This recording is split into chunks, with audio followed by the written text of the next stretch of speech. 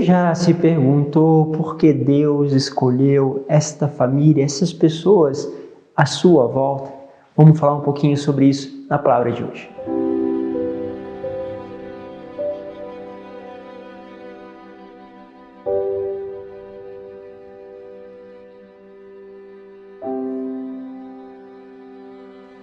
Em nome do Pai, do Filho e do Espírito Santo. Amém. Que bom ter a sua presença conosco. Estamos caminhando aí nesse itinerário com a palavra.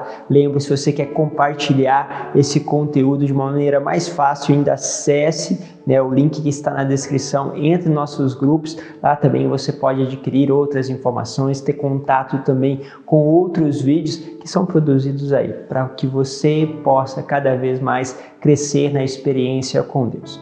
Quero pegar com vocês a palavra que está no Evangelho de São Lucas, capítulo 6, do versículo 12 ao 19. Hoje é festa justamente dos apóstolos, São Simão e São Judas. Vamos pedindo a Deus, que a intercessão desses santos, desses grandes apóstolos, possa ser também para nós exemplo. Vamos pegar aqui o que o texto hoje traz para nós. Naqueles dias, Jesus foi à montanha para rezar. Essa atitude muito comum de Jesus, de sair da onde ele está, da situação que ele está e ir rezar. Quantas vezes nós vamos nos envolvendo tanto nas situações do dia a dia, nos problemas, e acabamos não saindo para rezar?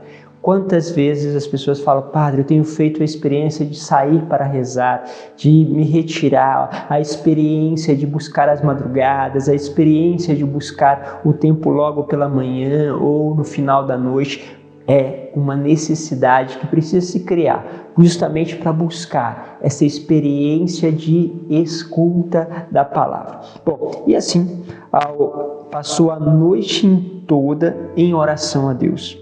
Ao amanhecer, chamou seus discípulos e escolheu 12 dentre eles, a quais deu os nomes de apóstolos. E aqui é muito interessante. Ele vai buscar, ele passa a noite inteira. Olha quanto era importante essa situação, quanto era importante essas escolhas. Ele passa a noite inteira justamente para escolher os apóstolos.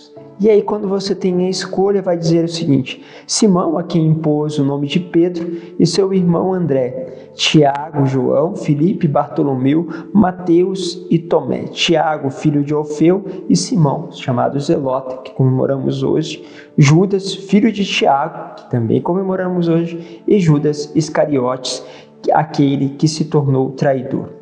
Jesus desceu da montanha com eles e parou num lugar plano, e ali estavam muitos dos seus discípulos. A grande multidão de gente de toda a Judéia e de Jerusalém, do litoral de Tiro e Sidônia, vieram para ouvir a Jesus e serem curados de suas doenças. E aqueles que estavam atormentados por espíritos maus também foram curados. A multidão toda procurava tocar em Jesus, porque uma força saía dele e curava a todos.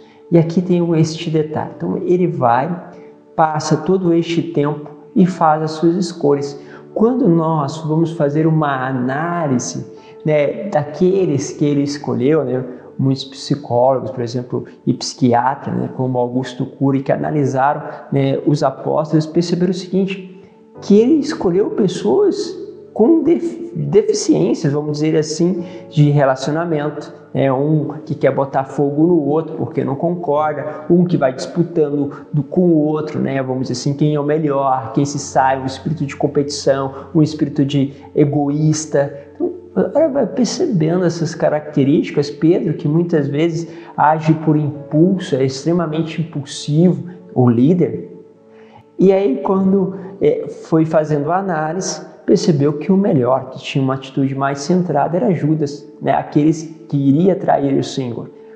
Perceba que o Senhor, ele não escolheu segundo o critério de alguém que vai numa empresa fazer justamente lá a sua entrevista e a pessoa começa a procurar aquelas qualidades melhores, né, para o desenvolvimento daquela atividade. Então é muito normal que isso aconteça, né? Aquela empresa ela está em busca de alguém que tem um talento, que tem uma qualidade.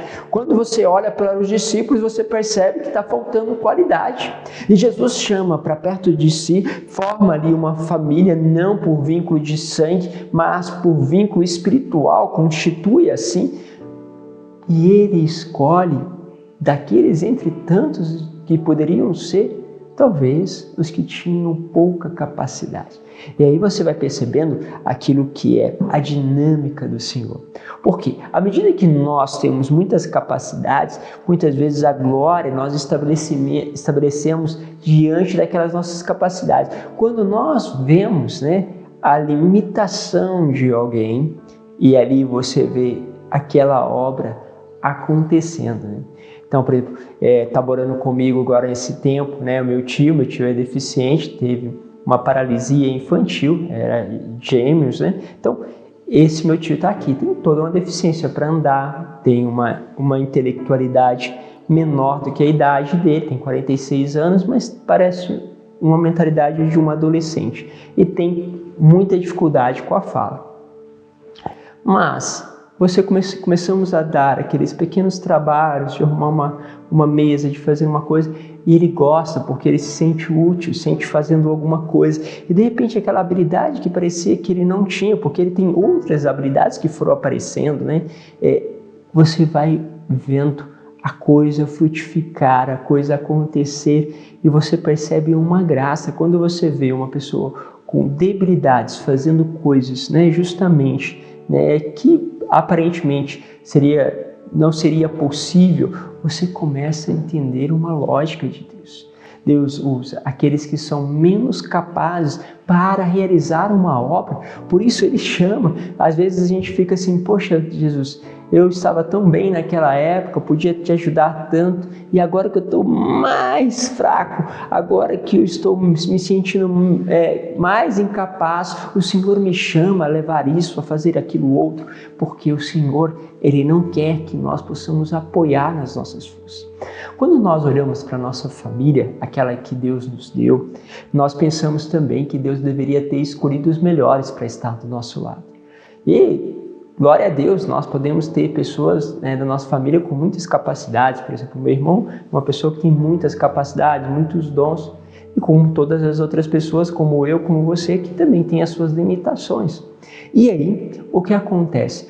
Nós queremos sempre aquele perfeito, né? A gente fala assim, o jardim, né, o gramado do vizinho é mais bonito que o nosso, né? Então nós olhamos aquele e esquecemos que justamente, né, há uma graça muito grande naqueles dons que nós podemos ver nos nossos familiares, mas há uma graça muito maior ainda quando nós vemos naquelas debilidades daquela pessoa sendo uma transformação. Mas para isso precisa de alguém que, como Cristo, esteja no meio deles e comece a acreditar, que não pare nas limitações, que não fique fixado nas limitações, mas que ame, que tenha um olhar, e que muitas vezes vai faltando nas nossas famílias, é um olhar para com o outro, de colocar sobre o outro um olhar que estimula, que um olhar que fala, sim, é possível, ele pode ir mais, ele pode conseguir tantas superações, porque Deus está com ele.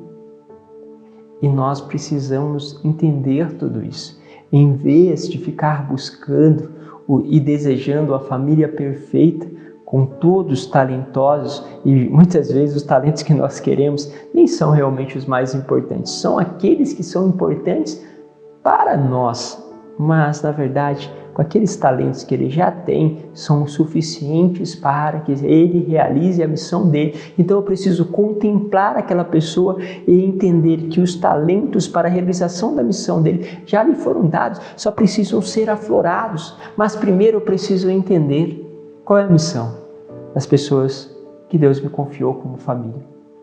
O que eu estou fazendo para poder ajudá-los?